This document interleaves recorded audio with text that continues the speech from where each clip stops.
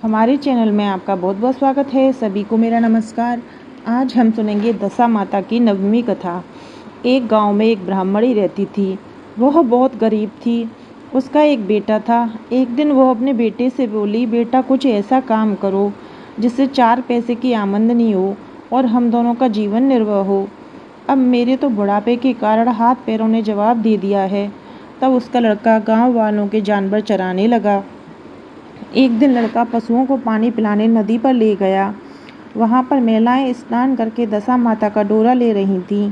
उनके पास एक डोरा बच गया था। उनमें से एक स्त्री ने कहा कि इस लड़के से पूछो कि यह किसका है। तब एक स्त्री लड़के के पास जाकर पूछने लगी, तुम्हारे घर में कौन कौन है? लड़के ने बताया, केवल मेरी बूढ़ी माँ है। स्त्रियों ने लड़के को एक डोरा देते हुए कहा, तुम इसे ले जाकर अपनी माता को दे देना और कहना कि इसका पूजन और व्रत करे।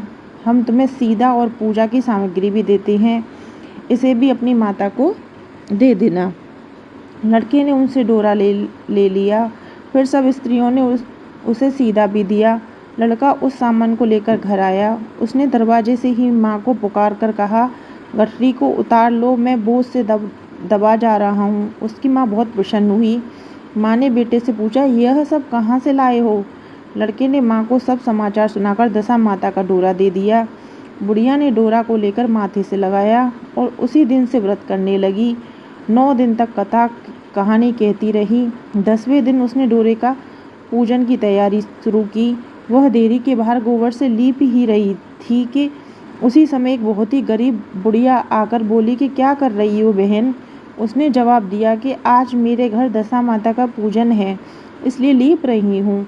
उस बुढ़िया रूपी दशा माता ने है कि मुझे बहुत प्यास लगी है, थोड़ा सा पानी पिला दे। इस पर लड़के की माता बोली, मैं तो इस मिट्टी के बर्तन से पानी पीती हूँ, मेरा यह लोटा लुटिया कुछ नहीं है, तुमको पानी किस में भर के दूँ? एक कटोरी है मेरे घर में, पता नहीं वह कहाँ पड़ी होगी, जरा तुम ठहरो, मैं कटोरी ले आऊँ, तब तुमको पानी पिलाऊंगी। बुढ़िया हाथ धोकर अंदर कटोरी लेने गई। इसी बीच दशा माता, जिन्होंने बुढ़िया का रूप धारण कर रखा था, उसके मटके रखने की जगह पर एक सोने का घड़ा रखकर अंतर ध्यान हो गई। बुढ़िया कटोरी लेकर मटके के पास आई। वहाँ सोने का घड़ा देखकर घबराई। वह मन में सोचने लगी, मुझ पर बुढ़ापे में चोरी का नाम लगेगा, मैं चोर कहलाऊंगी। वह इस चिंता में दशा माता रूपी बुढ़िया को खोजने लगी। तब तक उसका लड़का भी घर आ गया।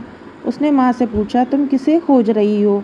उसने बताया, अभी सीढ़ अवस्था वाली बुढ़िया आई थी और यहाँ पर सोने का घड़ा रखकर न जाने कहाँ चली गई।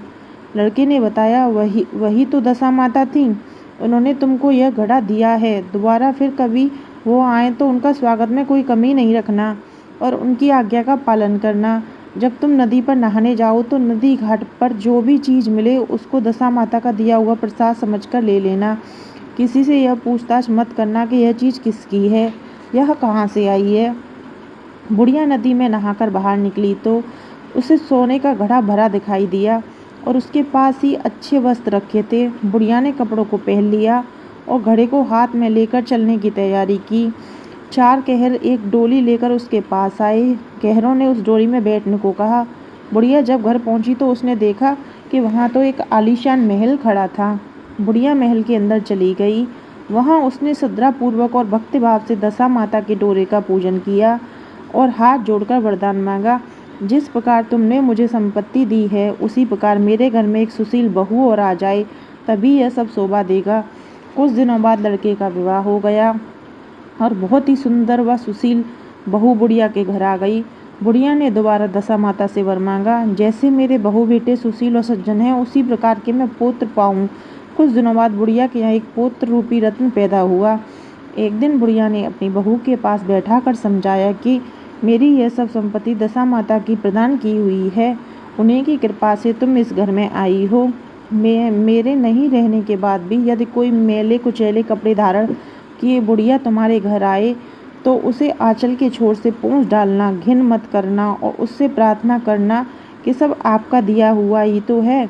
जब भी दशा माता का डोरा लेना हो तो उसको तुम अवश्य लेना और श्रद्धापूर्वक उसका पूजन करना।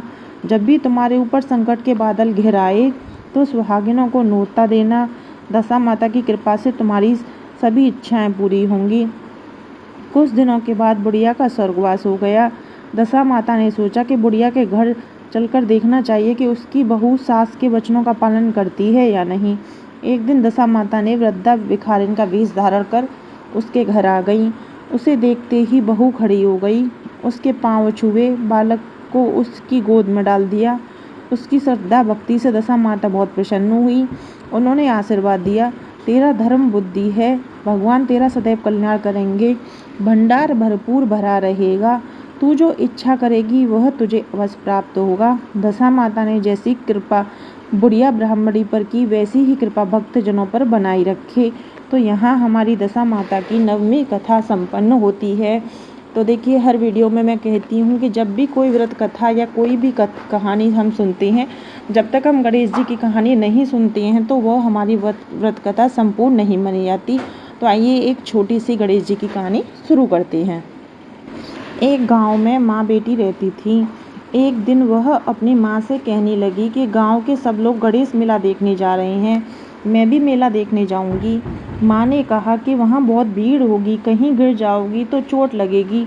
लड़की ने माँ की बात नहीं सुनी और मेला देखने चल पड़ी। माँ ने जाने से पहले बेटी को 2 लड्डू दिए और 1 घंटी में पानी दिया। माँ ने कहा कि 1 लड्डू तो गणेशा को खिला देना और थोड़ा पानी पिला देना, दूसरा लड्डू तुम खा लेना और बच्चा पानी भी पी लेना। लड़की मेले में चली गई। मेला खत्म होने पर सभी गाँव वाले वापस आ गए, लेकिन लड़की वापस नहीं आई। लड़की मेले में गणेश जी के पास बैठ गई और कहने लगी, 1 लड्डू और पानी गणेश जी तुम्हारे लिए है और 1 लड्डू की बचा पानी मेरे लिए है। इस तरह कहते कहते सारी रात बीत गई। गणेश जी यह देखकर सोचने लगे कि अगर मैंने यह 1 लड्डू और पानी नहीं पिया तो यह अपने घर नहीं जाएगी। यह सोचकर गणेश जी ने एक लड़के के भेष में आए और उससे 1 लड्डू लेकर खा लिया और साथ ही थोड़ा पानी भी पी लिया।